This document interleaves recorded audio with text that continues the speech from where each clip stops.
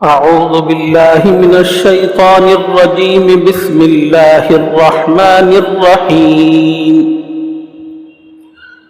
وما كان لمؤمن ولا مؤمنة إذا قضى الله ورسوله أمرا أن يكون لهم الخيرة من أمرهم ومن يعص الله ورسوله فقد ضل ضلالا مبينا.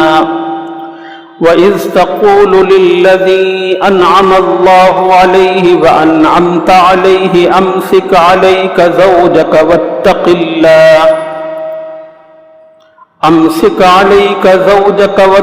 اللَّهَ وَتُخْفِي فِي نَفْسِكَ مَا اللَّهُ مُبْدِيهِ وَتَخْشَى النَّاسَ وَاللَّهُ أَحَقُّ أَنْ تَخْشَاهُ.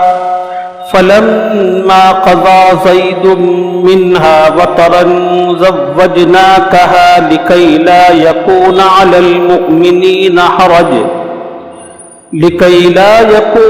المؤمنين حرج في أزواج أدعيائهم إذا قضوا منهن وطرا وكان أمر الله مفعولا.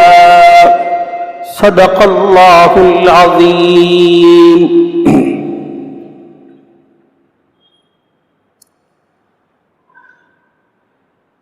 گزشتہ سبق میں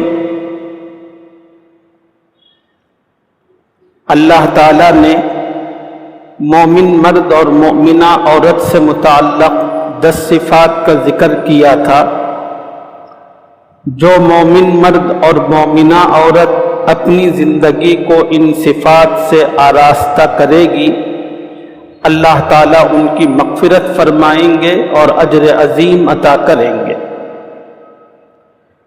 ابھی میں نے کلام پاک کی جن آیتوں کی تلاوت کی ہے یہ آیتیں اللہ نے حضرت زید اور حضرت زینب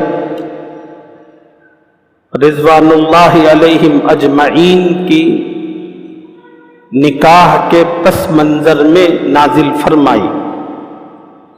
بڑی اہم آیتیں ہیں اور ہم ایمان والوں کے لیے سوچنے کا سمجھنے کا بڑا موقع ہے. پہلے شان نزول سمجھیے تاکہ آیت کے مفہوم کو سمجھنے میں آپ کو آسانی ہو.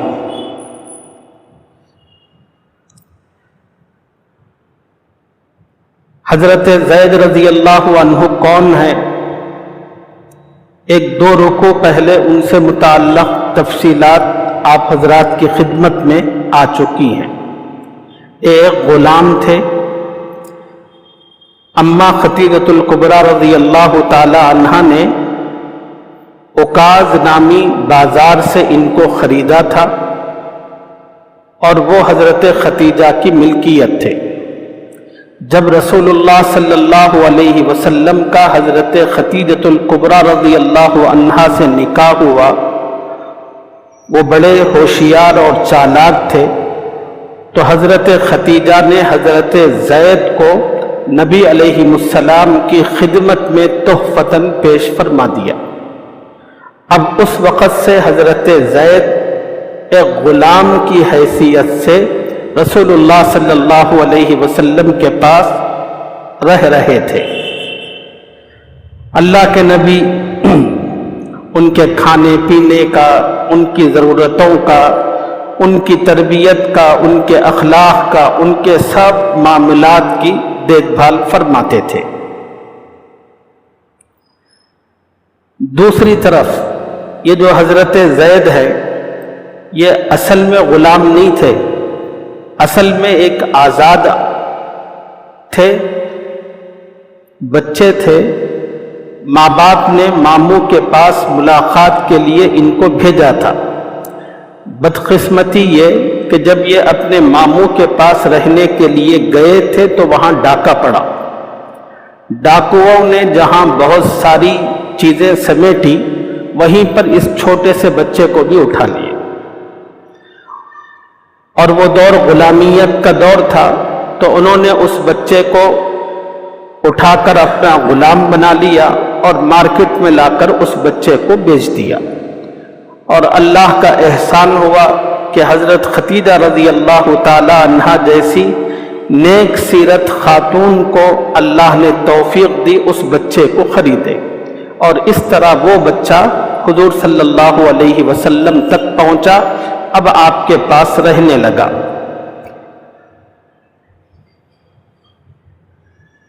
وہ بچہ بڑھتا رہا۔ دوسری طرف اس بچے کے جو ماں باپ تھے وہ اپنے بچے کو ڈھونڈ رہے تھے، لیکن ان کو پتہ نہیں چل رہا تھا کہ ہمارا بچہ ہے کہاں۔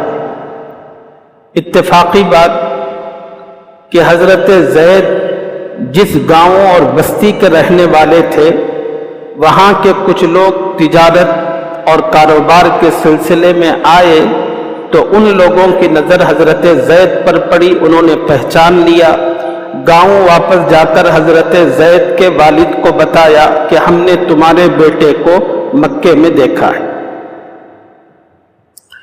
اب حضرت زید کے والد اپنے بھائی کے ساتھ بہت سے پیسے لے کر مکہ آئے، اور مکے میں آنے کے بعد انہوں نے پہلے تحقیق کی کہ ہمارا بیٹا کس کے پاس ہے۔ ان کو پھر جب پتہ چلا کہ محمد صلی اللہ علیہ وسلم کے پاس ہے تو اب یہ لوگ آئے، آ کر کہا ہم نے آپ کے بارے میں سنا ہے، آپ بڑے شریف ہیں، بڑے معزز ہیں، بڑے رحم دل ہیں، بڑے کریم ہیں، بڑے با اخلاق ہیں، یہ ہمارا بیٹا ہے، اور ہمارا بیٹا اس طرح ڈاکہ پڑنے پر کھو گیا تھا، وہ آپ تک آ کر پہنچا ہے۔ زمانے سے اس کو ڈھونڈتے ڈھونڈتے میری آنکھیں آنسو بہا رہی ہے، دل بے قرار ہے، آپ کی بڑی مہربانی ہوگی ہمارا بیٹا ہمیں واپس دے دے، اور اس کے بدلے میں جو رقم آپ کہیں گے ہم آپ کی خدمت میں پیش کرنے کے لیے تیار ہیں۔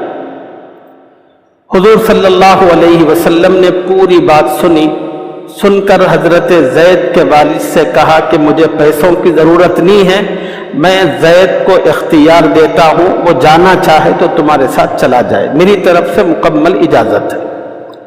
اب باپ بڑا خوش ہوا نبی علیہ السلام کے اس کردار اور اخلاق کو دیکھ کر۔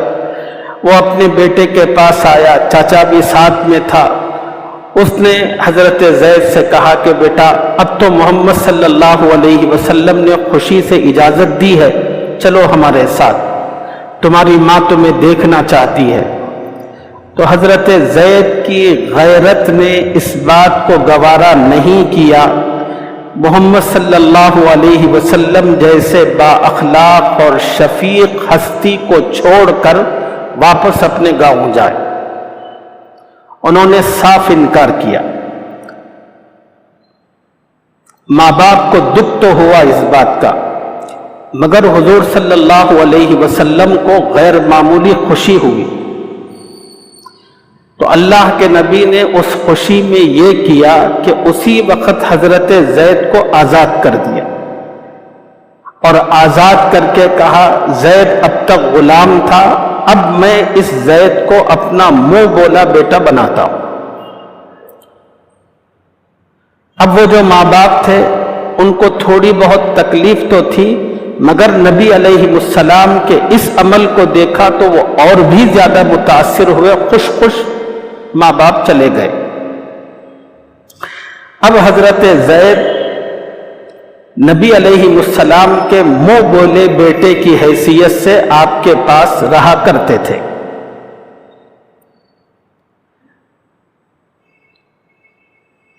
اس دور میں آج سے 1400 سال پہلے سماج اور معاشرے میں کسی کو منہ بولا بیٹا بنا لیا جاتا تھا تو اس کے لیے وہی اصول و ضوابط تھے جو حقیقی بیٹے کے ہوا کرتے تھے۔ ایک ماں باپ سے اگر کوئی بیٹا ہوتا تو اس کے جو اصول و ضابطے ہوتے تھے وہی اصول و ضابطے اس بچے کے لیے بھی تھے جس کو اڈاپٹ کر لیا گیا۔ یہ زمانہ جاہلیت کا ایک طریقہ تھا جو چل رہا تھا۔ اب تو زمانے جاہلیت نہیں تھا، اللہ نے محمد صلی اللہ علیہ وسلم کو اس دنیا کو روشنی دکھانے کے لیے بھیجا تھا، جہالت کی تاریکیوں سے باہر نکالنے کے لیے بھیجا تھا۔ اللہ تعالیٰ نے زمانے جاہلیت کے اس طریقے کی اصلاح فرمائی۔ اصلاح اس طرح تھی کہ اللہ نے کہا کہ دیکھو، منہ بولا بیٹا حقیقی بیٹے کی طرح نہیں ہوتا۔ ہاں، کسی بھی بچے کو لے کر آپ رکھ سکتے ہیں، اس کی پرورش کر سکتے ہیں، اس کی کفالت کر سکتے ہیں، لیکن کوئی آدمی کسی بچے کو اپنا منہ بولا بیٹا کہہ دے تو وہ اس کا حقیقی بیٹا کبھی نہیں بنتا۔ یہ اللہ نے قرآن میں اصول اور ضابطہ بتایا۔ چلیے آگے۔ اب حضرت زید بڑے ہو گئے، اب آزاد بھی ہو چکے تھے،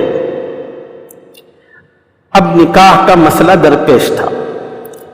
حضور صلی اللہ علیہ وسلم کی ایک پھوپھی زاد بہن تھی جن کا نام تھا حضرت زینب۔ حضور صلی اللہ علیہ وسلم نے کوشش کی کہ زید کا نکاح میری پھوپھی زاد بہن زینب کے ساتھ ہو جائے۔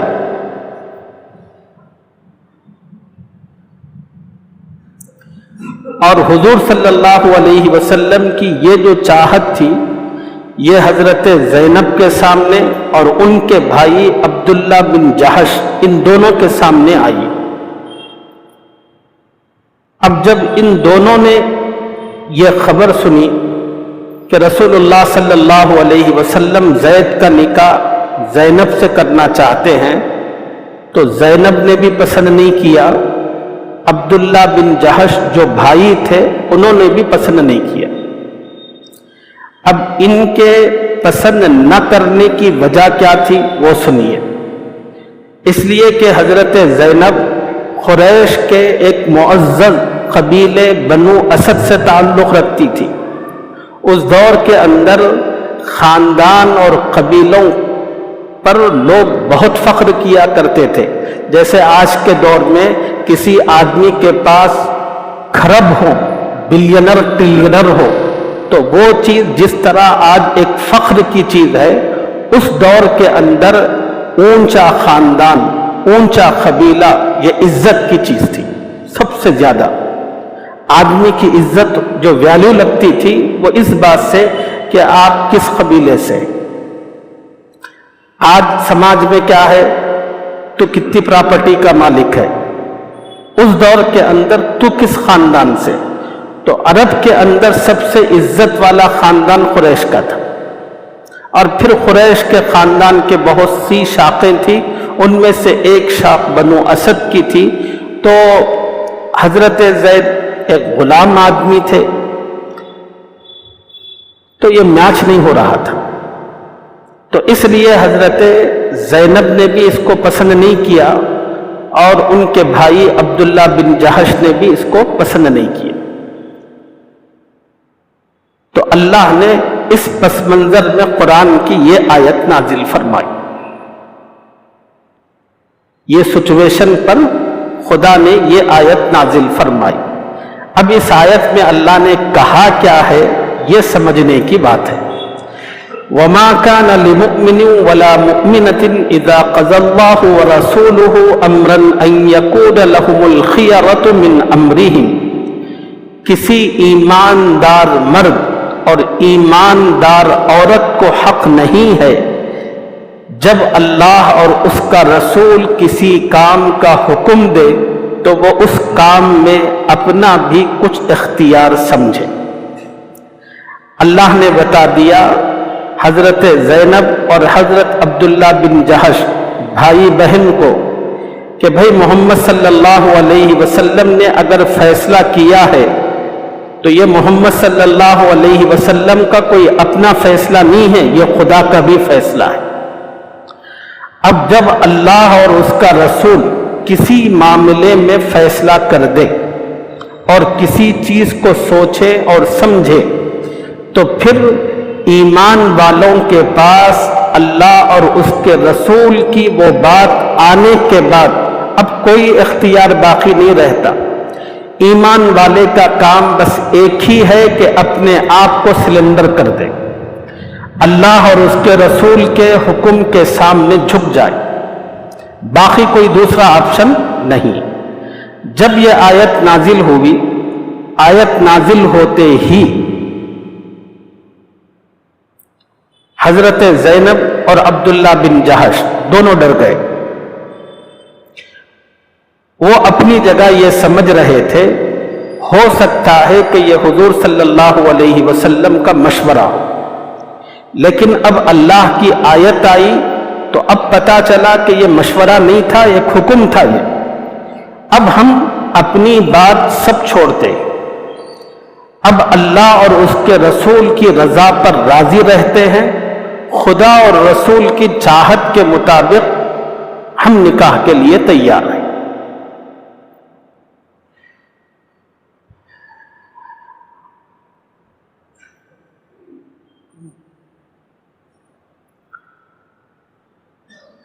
یہ تھے حضرات صحابہ، یہ تھا ان کا مزاج کہ جب اللہ اور اس کے رسول کا کسی معاملے میں حکم آتا تھا تو ان لوگوں کی اپنی جو خواہشات، مرضی، جو کچھ بھی ہوتی تھی، ان حضرات کے لیے وہ تمام کی تمام چیزیں ایک لمحے میں چھوڑ دینا بہت آسان تھا۔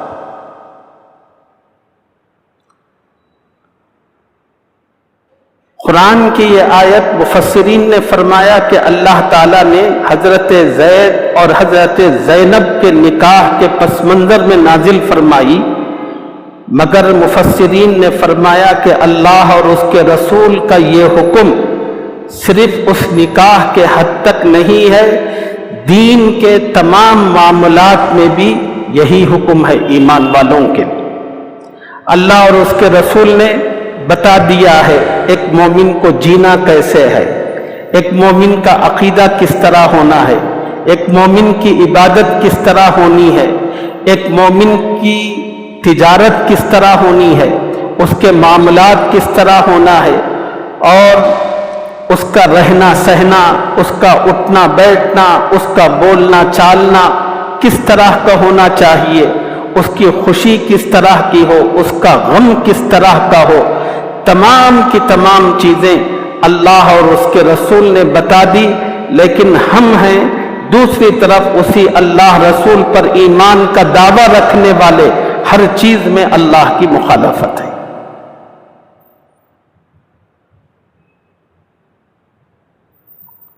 معاشرت میں مخالفت، معاملات میں مخالفت، رہن سہن میں مخالفت، خوشی غمی میں مخالفت۔ کون سی ہماری زندگی کی وہ راہ ہے جس میں ہم اللہ اور اس کے رسول کے سامنے اپنے آپ کو سلنڈر کرتے؟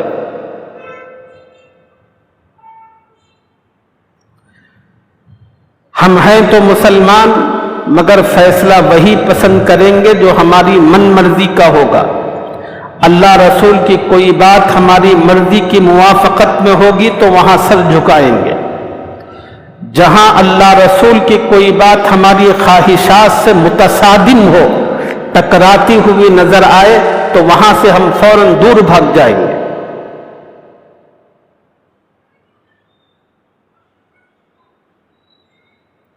یہ ہے اس وقت ہماری تصویر۔ ایک تھے حضرات صحابہ کرام۔ میں نے چند دن پہلے ہمارے اپنے سلطان نگر کا ایک واقعہ جمعہ میں کوٹ کیا تھا، ابھی کہتا ہوں کہ ایک بندے نے کہا قرآن حدیث کی بات کرنا رہے تو ہمارے معاملے میں آنے کی اور بولنے کی ضرورت نہیں ہے۔ یہ ہے اس وقت مسلمانوں کی صورتحال۔ ہاں، میں جو بول رہا ہوں اگر اس کی تائید کرنا رہے تو پھر ہمارے ساتھ آئیے۔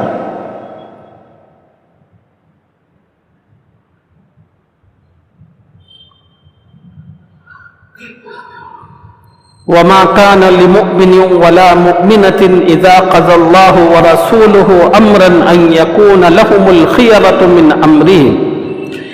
کسی ایماندار مرد اور ایماندار عورت کو حق نہیں ہے جب اللہ اور اس کا رسول کسی کام کا حکم دے تو وہ اس کام میں اپنا بھی کچھ اختیار سمجھے۔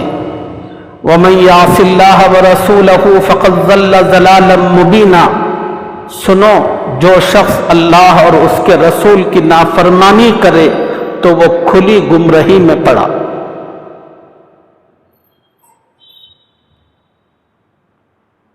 اچھا، اب آگے سنیے۔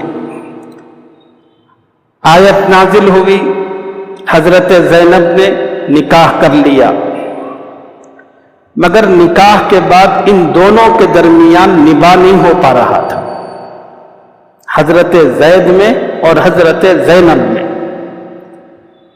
وجہ کیا تھی؟ مفسرین نے بیان فرمائی، حضرت زینب جو نبی علیہ السلام کے تربیت یافتہ تھے، ان کے مزاج میں دھیما پن بہت تھا، ٹھنڈے تھے بہت، اور حضرت زینب رضی اللہ تعالی عنہا ان کے مزاج میں تیزی بہت تھی۔ اس کی وجہ سے زندگی میں میاں بیوی کی زندگی میں جو موافقت ہونی چاہیے تھی وہ موافقت ہو نہیں پا رہی تھی۔ حضرت زینب جو گھر میں ٹینشن ہوتا تھا، میاں بیوی کے درمیان جو تو میں تکرار وغیرہ ہوتے تھے، یہ سب آ کر حضور صلی اللہ علیہ وسلم سے کہتے تھے۔ اللہ کے نبی صلی اللہ علیہ وسلم حضرت زید کو بہت سمجھاتے تھے، کہتے تھے کہ زید کچھ بھی ہو جائے صبر کرنا ہے، برداشت کرنا ہے، اختلاف کی کوئی بھی بات ہو تو اس کو نظر انداز کرنا ہے، لڑائی جھگڑے کی نوبت آنے نہیں دینا، اگر کوئی چیز تمہیں ناپسند آ رہی ہو تو اپنے کان بند کر لینا یا وہاں سے چلے جانا۔ اس طرح کی باتیں حضور صلی اللہ علیہ وسلم حضرت زید سے کہتے تھے۔ نبی صلی اللہ علیہ وسلم کو یہ جو سچویشن چل رہی تھی اس کی بڑی فکر تھی۔ کیوں؟ ایک تو یہ کہ پہلے یہ لوگ نکاح کے لیے تیار نہیں تھے، اللہ اور اس کے رسول کا حکم آیا، اس کے بعد نکاح ہوا، اور خاندان بھی خاندان قریش کا تھا۔ اب اگر ان لوگوں کا نباہ نہیں ہو سکا تو پھر طلاق ہو جائے گی، تو قریش کی عورت پر طلاق کا بٹا لگنا یہ اس زمانے میں بڑی ذلت کی بات سمجھی جاتی تھی۔ اور حضرت زینب یہ حضور صلی اللہ علیہ وسلم کی پھوپھی ذات بہن تھی، تو اس معاملے کی وجہ سے اللہ کے نبی حضرت زید کو بہت سمجھاتے تھے، اور ساتھ ہی ساتھ دل میں نبی علیہ السلام کے گھبراہٹ بھی تھی۔ خدا نے قرآن کی اس آیت میں اس کا ذکر کیا ہے، دیکھیے، وَإِذْ تَقُولُ لِلَّذِي أَنْعَمَ اللَّهُ وَأَنْعَمْتَ عَلَيْهِ أَمْسِكْ عَلَيْكَ زَوْجَكَ وَاتَّقِ اللَّهَ وَتُخْفِي فِي نَفْسِكَ مَا اللَّهُ مُبْدِيهِ وَتَخْشَى النَّاسَ۔ اے پیغمبر صلی اللہ علیہ وسلم، اس وقت کو یاد کرو جب آپ اس شخص سے جس پر اللہ نے احسان کیا اور تم نے بھی احسان کیا۔ کون ہے وہ؟ حضرت زید ہے۔ اے پیغمبر، اس وقت کو یاد کرو جب کہ آپ اس شخص سے جس پر اللہ نے احسان کیا اور آپ نے بھی احسان کیا، اس کو کہتے تھے، کیا کہتے تھے؟ امسک علیک زوجک، اپنی بیوی کو اپنے پاس رہنے دے، واتق اللہ، اور اللہ سے ڈر، وتخفی فی نفسک ما اللہ مبدیہ وتخشی الناس، اور اے پیغمبر آپ اپنے دل میں وہ بات پوشیدہ رکھتے تھے جس کو اللہ ظاہر کرنے والا تھا، وتخشی الناس، اور اے نبی آپ لوگوں کے طعنوں سے ڈرتے تھے۔ اب یہ کیا ہے سچویشن، یہ سمجھیے۔ اب حضور صلی اللہ علیہ وسلم کو ڈر کس بات کا تھا؟ میں نے آپ کو بتایا، ڈر اس بات کا تھا کہ کہیں ایسا نہ ہو کہ کچھ زیادہ گڑبڑی ہو جائے اور یہ جو شادی بیاہ کا معاملہ ہے طلاق تک پہنچے گا تو سب کے سب لوگ کیا کہیں گے. ایک دوسری بات، اللہ تعالیٰ نے حضور صلی اللہ علیہ وسلم کو وحی کے ذریعے بتا دیا تھا، اے نبی یہ رشتہ چلنے والا نہیں ہے، یہ رشتہ ختم ہونے والا ہے. آپ کتنی بھی کوشش کر لیں یہ رشتہ ٹھہرنے والا نہیں ہے. اور اللہ نے یہ بھی بتا دیا تھا کہ اے نبی اب آپ کی جو پھپھیری بہن ہے اس سے نکاح آپ کریں گے. یہ خدا نے بتا دیا. اور قرآن میں آگے آ رہا، اللہ نے خود کہا کہ اے نبی ہم نے آپ کا نکاح ان کے ساتھ کر دیا. یہ بات بھی اللہ نے بتا دی. اب نبی علیہ السلام کو دل میں جو ڈر تھا جس کا اللہ نے ذکر کیا وہ یہ تھا، وہ جو سماج اور معاشرہ تھا کہ اس میں منہ بولے بیٹے کی جو بیوی تھی لوگ اس کو حقیقی بیٹے کی بیوی کی طرح سمجھتے تھے. جیسے حقیقی بیٹے کی بیوی جو ہوتی ہے اس سے سسرا نکاح نہیں کر سکتا، ایسے ہی منہ بولے بیٹے کی بیوی کے بارے میں بھی ان لوگوں کا عقیدہ اور تصور یہی تھا. اب حضرت زید حضور صلی اللہ علیہ وسلم کے کیا تھے؟ منہ بولے بیٹے تھے. حضور صلی اللہ علیہ وسلم کیا تھے؟ سسرے تھے.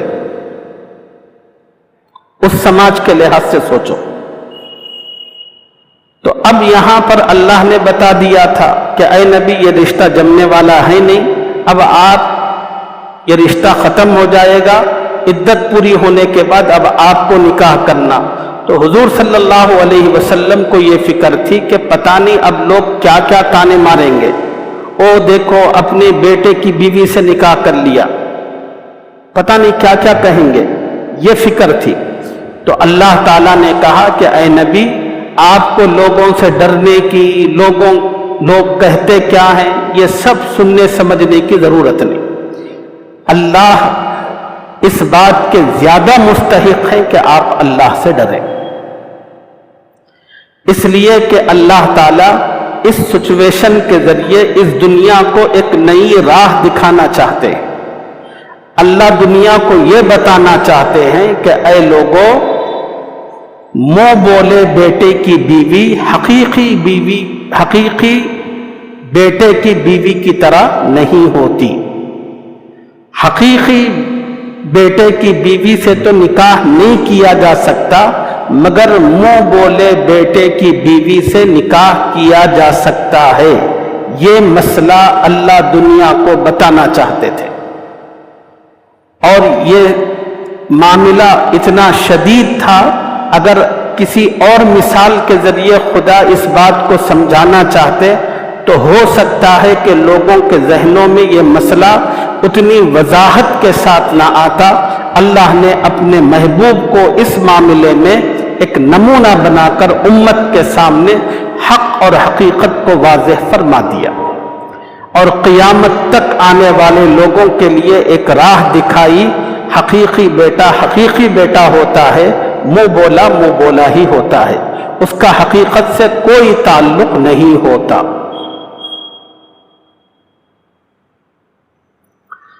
اب پھر دیکھیے ترجمہ. وَإِذْ تَقُولُ لِلَّذِي أَنْعَمَ اللَّهُ عَلَيْهِ وَأَنْعَمْتَ عَلَيْهِ أَمْسِكْ عَلَيْكَ زَوْجَكَ وَاتَّقِ اللَّهَ.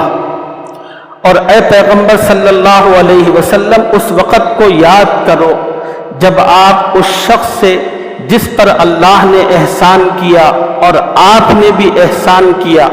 اللہ کا احسان یہ تھا کہ اللہ نے اس بچے کو جب وہ ان ڈاکوؤں کے ہاتھ لگا تھا، وہ ڈاکو اس کو لے کر بازار آئے مکے میں، اور خدا نے ایک نیک سیرت خاتون حضرت ختیجہ کو اس کا مالک بنا دیا. وہ بڑی اخلاق والی خاتون تھی. ان کی ملکیت میں آنے کے بعد انہوں نے اس بچے کے ساتھ بڑا اچھا سلوک کیا. پھر اللہ کا مزید احسان یہ ہوا کہ خدا نے اس غلام کو آپ تک پہنچا دیا بیوی کی وساطت سے. پھر وہ آپ کی تربیت میں رہنے لگا، پھر آپ نے اس کی پرورش کی. یہ تو اللہ کے احسانات تھے. آپ کا احسان یہ تھا کہ اس پر کہ آپ نے اس کی اچھی پرورش کی، اچھے اخلاق سکھائے، اچھے اعمال و کردار بتائے. وَأَنْعَمْتَ عَلَيْهِ، اس وقت کو یاد کرو اے نبی جب کہ آپ اس شخص سے جس پر اللہ نے احسان کیا اور آپ نے بھی احسان کیا یہ کہتے تھے امسک علیک زوجک واتق اللہ، اپنی بیوی کو اپنے پاس رہنے دے اور اللہ سے ڈر. وتخفی فی نفسک ما اللہ مبدیہ وتخشی الناس، اور آپ اپنے دل میں وہ بات پوشیدہ رکھتے تھے جس کو اللہ ظاہر کرنے والا تھا. وتخشی الناس، اور آپ لوگوں کے طعن سے ڈرتے تھے. واللہ احق ان تخشی، حالانکہ اللہ ہی اس بات کا زیادہ مستحق ہے کہ اس سے ڈریں. فلما قضى زید منها وطرا زوجناکها لکی لا یکون علی المؤمنین حرج، پھر جب زید نے اس سے معاملہ کر دیا، حضرت زینب سے یعنی طلاق دے دی، تو اے نبی ہم نے آپ سے اس کا نکاح کر دیا. زوجناکہا لکی لا یکون علی المؤمنین حرج، تو ہم نے آپ سے اس کا نکاح کر دیا تاکہ مسلمانوں کے لیے ان کے منہ بولے بیٹوں کی بیویوں کے ساتھ نکاح کرنے میں کچھ تنگی نہ رہے.